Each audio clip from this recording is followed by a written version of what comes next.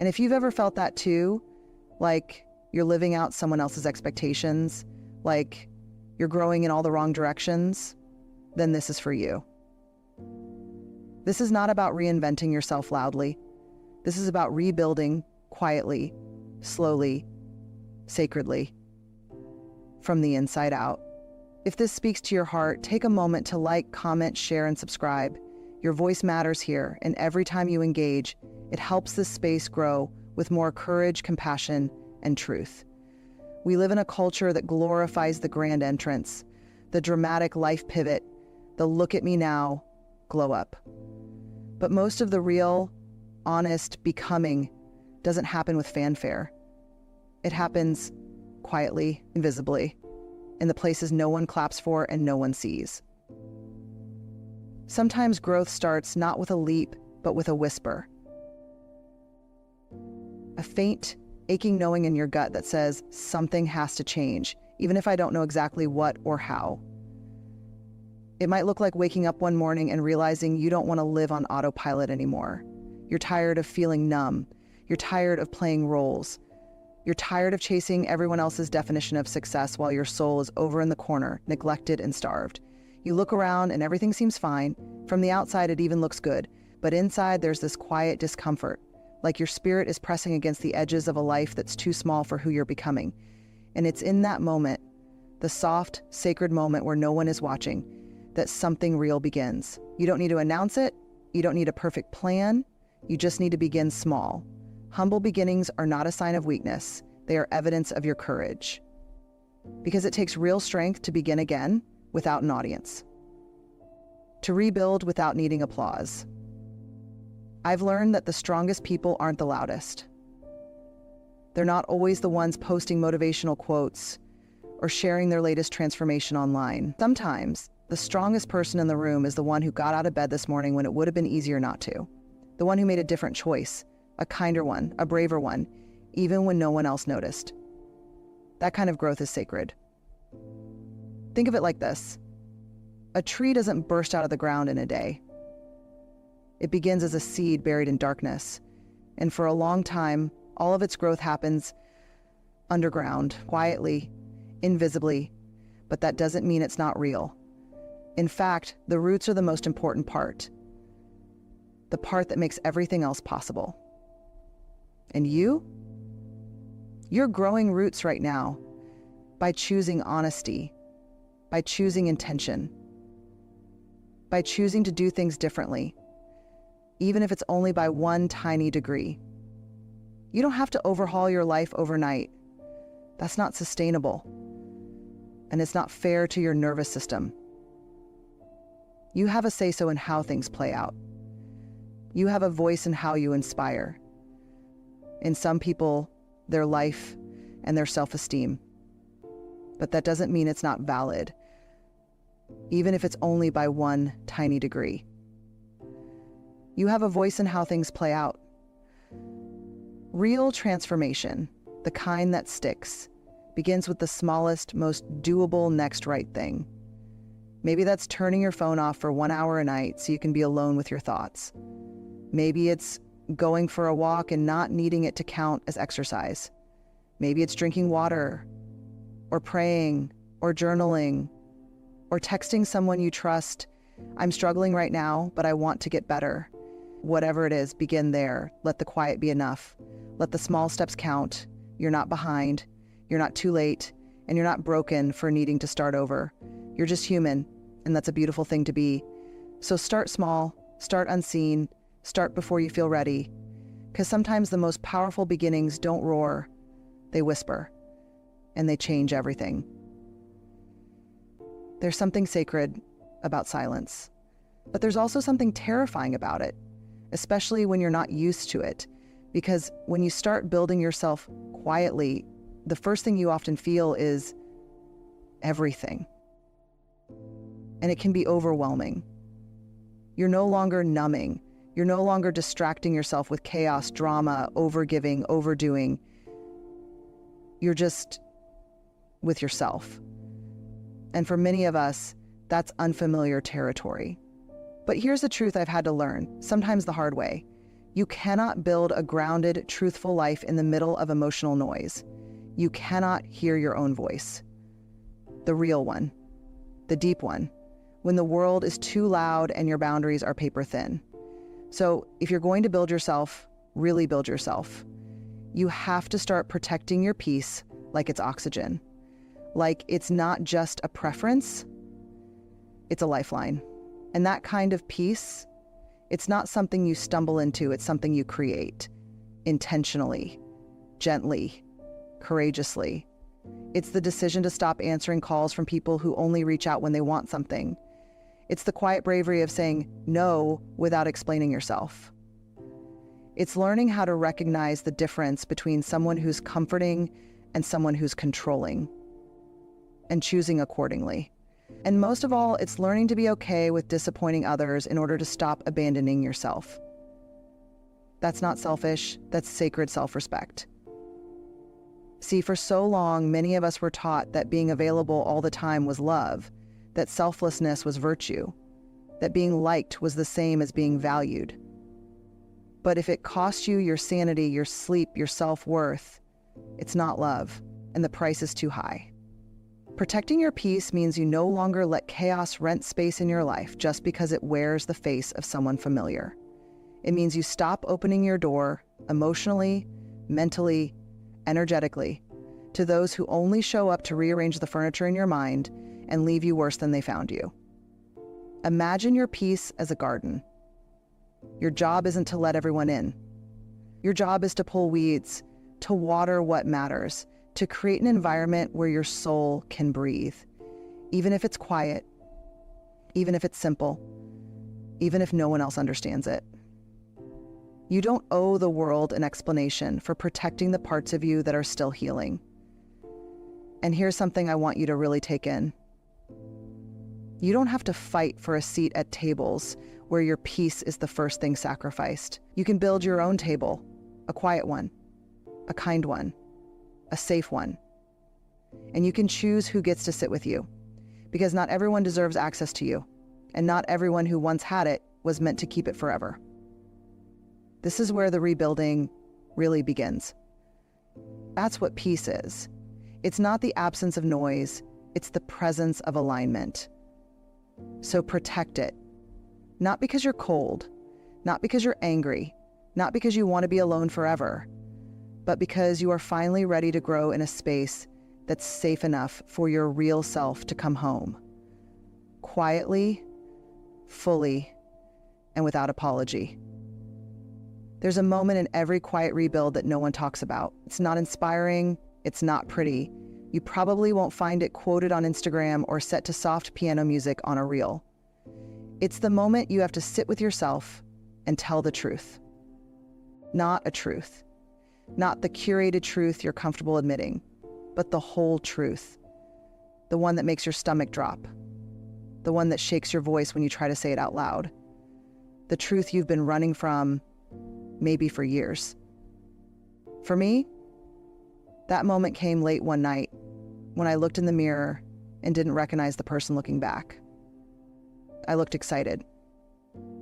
Fine, put together, but I wasn't okay. And I hadn't been for a long time. I remember whispering to myself, I'm not happy, and I haven't been, and I don't know how to fix it. It was the most honest thing I'd said in months, and it broke something open in me, something sacred. Because the thing is, we can't heal what we won't name, and we cannot build a life of emotional integrity on top of half-truths and old survival stories. Not sustainably. You can't lie to yourself and expect to feel whole, and yet we all do it sometimes. We minimize what hurt us. We convince ourselves we're fine because admitting the truth feels like too much. We bury old grief, tell ourselves we've moved on, when really, we've just built a life around the ache and called it strength. But here's the deeper truth. Strength isn't silence. Strength is honesty. Even when it's messy. Even when it's terrifying. And real self-building starts when you stop hiding from your own story. That means being able to say, I stayed in that relationship longer than I should have because I was afraid of being alone. Or, I've been performing success because I don't think I'm worthy without it. Or, I've been keeping busy so I don't have to sit with my grief. Those are hard truths, but they are also holy ones. Because they're real, and real is the only thing we can build something lasting from. So often we think the truth will destroy us, but what's actually destroying us is pretending. Pretending we're okay when we're breaking. Pretending we're strong when we're scared. Pretending we've healed when we've only hardened. Telling yourself the truth is not about judgment, it's about liberation. Because once you tell the truth, you can finally stop performing. You can finally stop holding your breath, trying to keep up with the version of yourself you think the world wants. And instead, you get to exhale. You get to soften. You get to begin again, not from perfection, but from authenticity. And yes, the truth might break your heart, but it will also set you free. It's like breaking the seal on a pressure cooker. Suddenly, all the pain you've been containing, all the stories you've been stuffing down, begin to release. And it's intense, but it's also healing, because now you're finally dealing with what's real. Not the mask, not the narrative, just you, raw, honest, and ready to build something rooted in actual truth, not illusion. And here's the most beautiful part. The moment you start telling the truth to yourself, you start attracting people who want the real you, not the filtered version. You start creating a life that fits you, not the one you were squeezing into out of fear or habit. So when the time comes, and it will, sit down with yourself. No distractions, no performances, just you and your truth. You don't have to fix it all in one night. You don't have to have the answers. You just have to tell the truth. That's where the rebuilding begins. That's where you begin. Once you start telling yourself the truth, something subtle but powerful begins to shift inside you. You begin to reclaim something you didn't even know you had lost. Your inner authority, that quiet, steady voice that says, I get to choose how my story unfolds now. But here's the part that no one really prepares you for. After the truth comes the tension. You're no longer who you used to be, but you're not quite who you're becoming yet.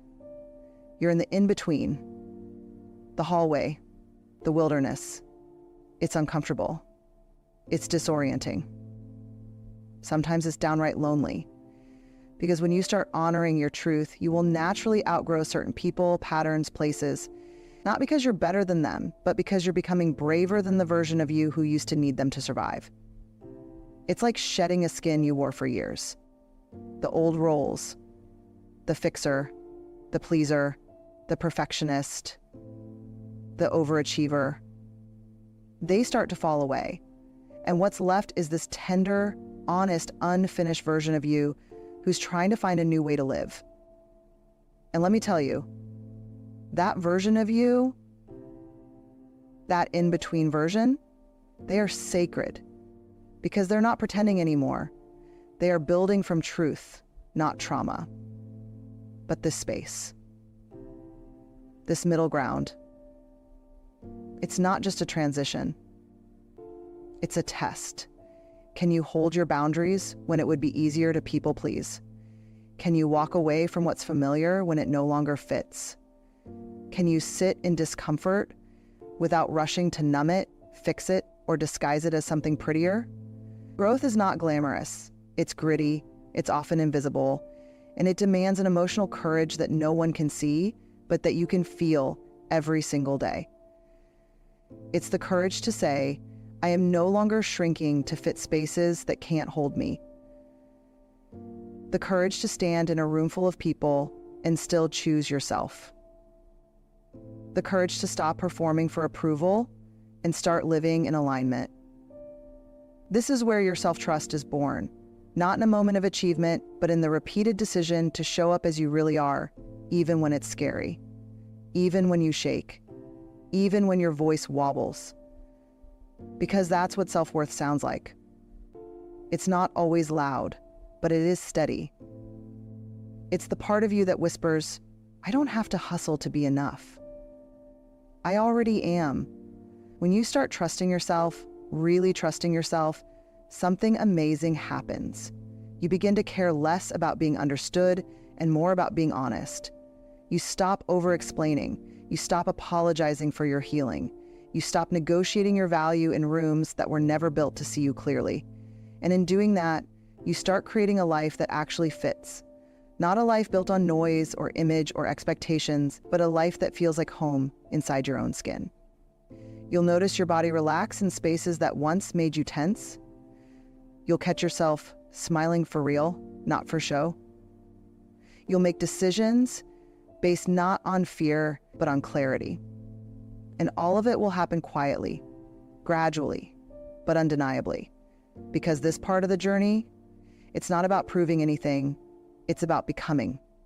Becoming honest, becoming whole, becoming someone who doesn't betray themselves just to belong. That's what self-trust looks like. And once you build it, brick by quiet brick, it becomes the foundation of everything else. Not just who you are, but how you live. So if you're in the middle, between the old you and the new one, hold steady. That tension you're feeling, it's not failure. It's evidence of your growth. It means you're stretching, expanding. You're no longer building yourself for anyone else's approval. You're building for you now, not to impress, not to perform, but to belong to yourself fully, freely, finally. And that is a holy kind of liberation. Because for so long we were taught to build ourselves as a product, a resume, a brand, something polished enough to earn applause and liked enough to avoid rejection. But here's the deeper truth. You are not a product. You are a person, a living, breathing, healing, evolving soul, not here to be consumed, but to be known. And that kind of becoming, the kind that centers worth over image, substance over shine, it doesn't need a spotlight. It needs a mirror. A quiet one that reflects back not who the world told you to be, but who you were before the world got loud. And in that mirror, you might begin to see something unfamiliar but beautiful. You are strong, not because you push through, but because you listen within. You are wise because you listen within. You are wise not because you have all the answers, but because you're willing to ask better questions. You are enough. Not because you earned it, proved it, or posted it, but because you were born that way. See, real self-worth isn't loud. It doesn't need to shout. It doesn't need to prove anything. It simply is. It's the quiet knowing that you can walk into a room and not need to shrink. It's the deep breath before saying no and feeling zero guilt afterward. It's the comfort of choosing rest, not because you're lazy, but because your body is not a machine. It's the joy of not needing validation because you've learned to validate yourself. And maybe the most profound sign that you're truly building yourself, quietly, authentically, is that you stop chasing things that once defined you. And is that you stop chasing things that once defined you. You stop begging for closure from people who were never capable of offering it. You stop romanticizing potential and start honoring patterns. You stop performing for belonging and start embodying your worth, even if that means being misunderstood, even if it means walking away, even if it means standing alone for a while. Because you'd rather be real than impressive. You'd rather be whole than liked. You'd rather be free than approved of. That is the quiet power of becoming. It doesn't demand to be seen, but it cannot be unseen. Because when someone starts living from that kind of grounded truth, you can feel it in their presence. It's not loud, but it's steady. It's soft, but it's unshakable. And the beautiful, unexpected thing, you become someone others feel safe around. Not because you fixed them, but because you fixed your relationship with yourself. And that is the quiet revolution. That is how healing spreads. That is how the world begins to shift. Not in noise, but in the hush of one brave soul choosing to show up fully. So if you're on this path, walking slowly, steadily, sometimes alone, I want you to hear this with your whole heart. You are not behind. You are not invisible. You are not late. You are just building something that lasts. And the best things, the most rooted, resilient, radiant things, they're always built slowly. They're always built gently. They're always built quietly, beneath the noise, behind the scenes, inside the heart. Keep going. No one may clap for this part of your journey, but one day you'll look around at your life, your honest, peace-filled, aligned life, and you'll know. You didn't just survive, you rebuilt. There is one more truth about building yourself quietly, and it's one of the most tender, most difficult, and most life-giving realizations of all. You don't have to rush. You don't have to rush your healing. You don't have to rush your progress. You don't have to rush your purpose, your voice, your clarity, your calling. You are allowed to unfold, slowly, naturally, like dawn, like seasons, like the tide.